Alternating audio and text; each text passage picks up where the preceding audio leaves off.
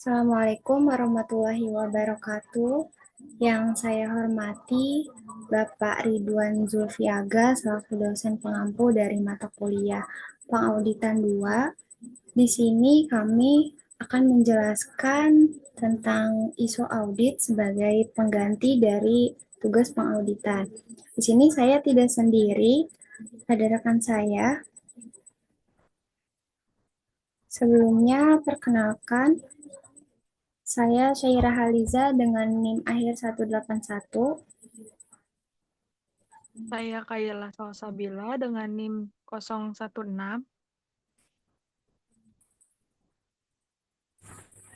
Saya Salisa Malika dengan NIM terakhir 251.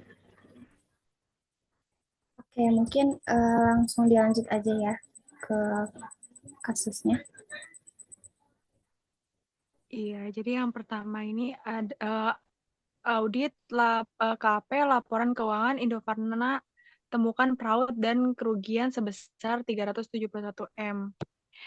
Kasus dugaan ini menyimpang keuangan yang melibatkan PT Indofarna, TBK dan anaknya anak perusahaannya terjadi pada periode 2020 hingga semester 1 2023 dengan lokasi kejadian ini di Jakarta dan Jawa Barat, tempat PT Indofarma, TBK dan anak perusahaannya beroperasi.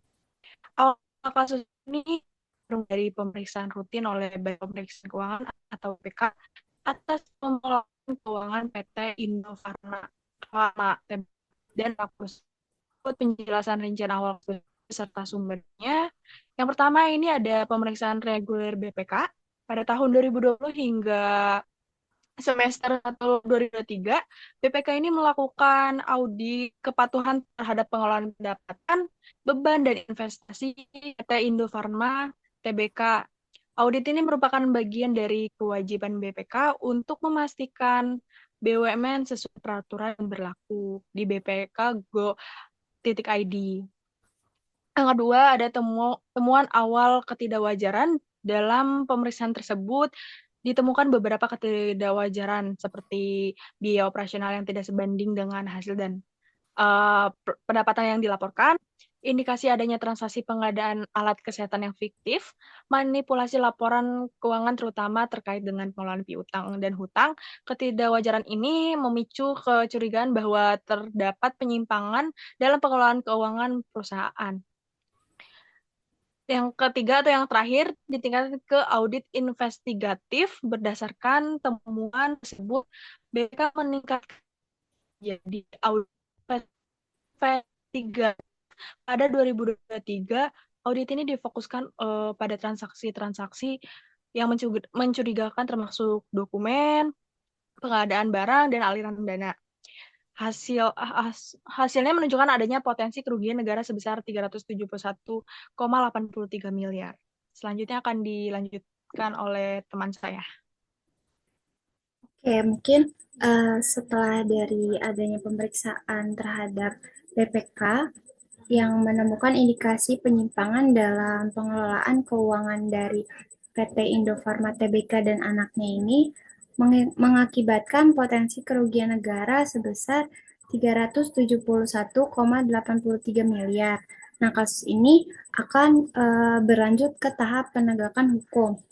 Nah, untuk yang pertama, pada tanggal 20 Mei 2024 ini, dari BPK menyerahkan laporan hasil pemeriksaan atau LHP ini kepada Jaksa Agung Republik Indonesia untuk ditindaklanjuti.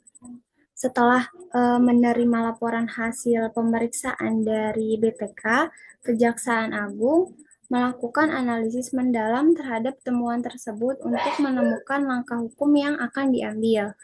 Nah, untuk penetapan tersangkanya pada tanggal 19 September 2024 ini, Kejaksaan Tinggi DKI Jakarta menetapkan 3 tersangka dalam kasus ini, termasuk mantan Direktur Utama di PT Indofarma Tbk dengan inisial AP.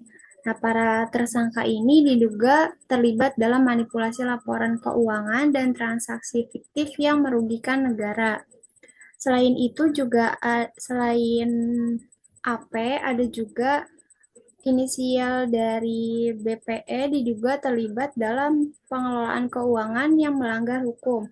Jadi menambah daftar tersangka yang sebelumnya telah ditetapkan pada September 2024. Nah, untuk proses hukumnya sampai saat ini masih berlangsung. Untuk Kejaksaan Tinggi DKI Jakarta ini terus mengumpulkan bukti dan mempersiapkan kasus untuk dibawa ke pengadilan. Kasus ini menyoroti pentingnya transparansi dan akuntabilitas dalam pengelolaan keuangan perusahaan, terutama yang terkait dengan badan usaha milik negara atau BUMN untuk mencegah kerugian negara akibat tindakan korupsi.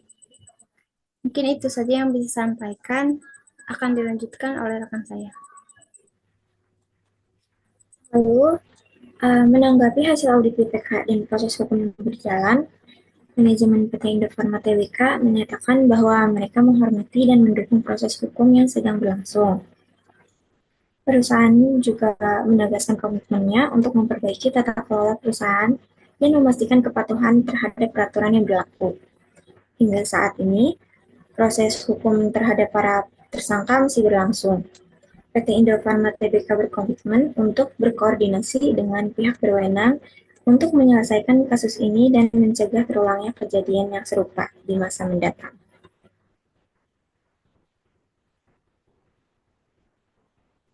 Selanjutnya, kesimpulannya.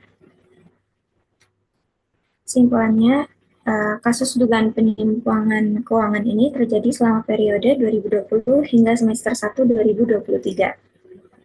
Kejadian ini terjadi di Indonesia, khususnya di Jakarta dan Jawa Barat, tempat PT Indofarma Tbk dan anak perusahaannya beroperasi. Auditor yang melakukan pemeriksaan adalah Badan Pemeriksa Keuangan atau BPK, dengan subjek audit adalah PT Indofarma Tbk dan anak perusahaannya. Letak fraudnya pada yang pertama ada biaya operasional yang tidak sesuai dengan pendapatan, yang kedua ada transaksi fiktif dalam pengadaan alat kesehatan, yang ketiga manipulasi laporan keuangan, khususnya dalam pengelolaan piutang dan utang. Tindakan audit yang dilakukan yaitu awalnya dilakukan audit reguler terhadap pengelolaan pendapatan, beban, dan investasi perusahaan. Setelah ditemukan indikasi ketidakwajaran, audit ditingkatkan menjadi audit investigatif pada tahun 2023. Audit ini berfokus pada analisis dokumen transaksi, pengadaan barang, dan aliran dana. Cara menemukan fraudnya yang pertama ada ketidakwajaran pada biaya operasional dan pendapatan memicu kecurigaan. Yang kedua, pemeriksaan dokumen pengadaan alat kesehatan menunjukkan adanya transaksi fiktif.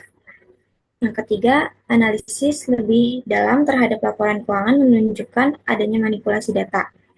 Dan yang keempat, hasilnya ditemukan potensi kerugian negara sebesar 371,83 miliar.